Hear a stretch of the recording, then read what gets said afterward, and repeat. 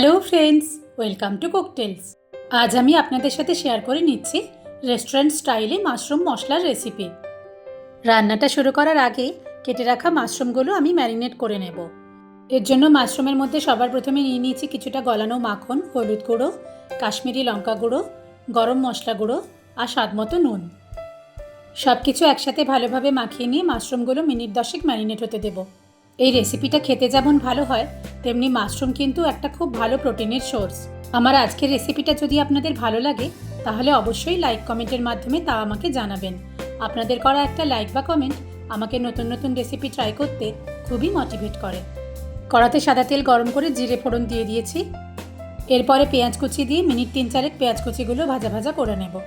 বাকি রান্নাটা আমি কিভাবে করি তা জানতে আমার ভিডিওটি শেষ অবধি দেখতে থাকুন। দিয়ে দিচ্ছি কাঁচা লঙ্কা কুচি আর আদা রসুন বাটা। 2-1 মিনিট নাড়াচাড়া করে নিচ্ছি।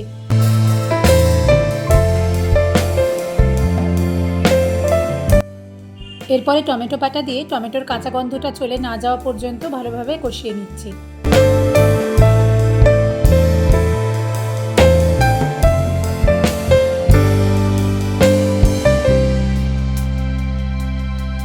দিয়ে দিচ্ছি স্বাদমতো নুন, পরিমাণ মতো হলুদ গুঁড়ো, কাশ্মীরি লঙ্কা গুঁড়ো। ভালোভাবে কষিয়ে নিচ্ছি।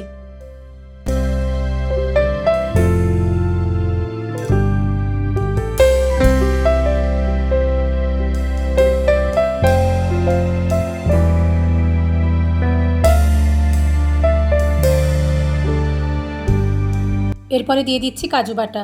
মশলার সাথে ভালোভাবে মিশিয়ে নিচ্ছি।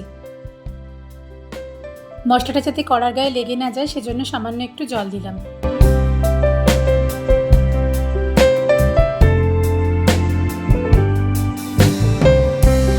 এরপরে দিয়ে দিচ্ছি ধনে গুঁড়ো আর গোলমরিচ গুঁড়ো।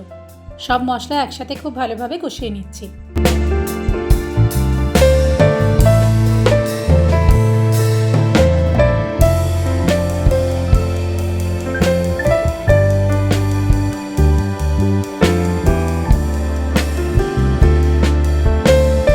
এরপরে ম্যারিনেট করে রাখা মাশরুমগুলো দিয়ে দিলাম।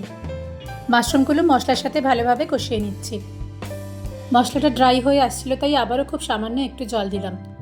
এই রান্নাতে জলটা একটু বুঝে দিতে হবে, কারণ মাশরুম নিজেই যথেষ্ট জল রিলিজ করে। এরপরে কড়াইতে চাপা দিয়ে মিনিট 4-5 রান্নাটা হতে দেব। মাশরুমটা ম্যারিনেশনের সময় যেহেতু নুন দেওয়া হয়েছিল, তাই ওই সময়ই মাশরুমটা বেশ নরম হয়ে গেছে, তাই 4-5 মিনিটেই রান্নাটা হয়ে যাবে। দেখুন মাশরুম কতটা জল রিলিজ করেছে। গ্রেভির জন্য আলাদা করে আমি আর কোনো জল দিচ্ছি না। কিছুটা কসুরি মেথি দিয়ে মিশিয়ে নিলাম।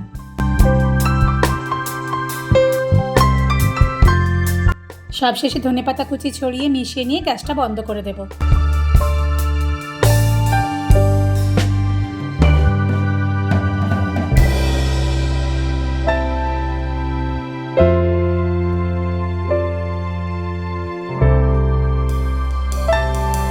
তৈরি হয়ে গেছে আমাদের আজকের রেসিপি মাশরুম মশলা।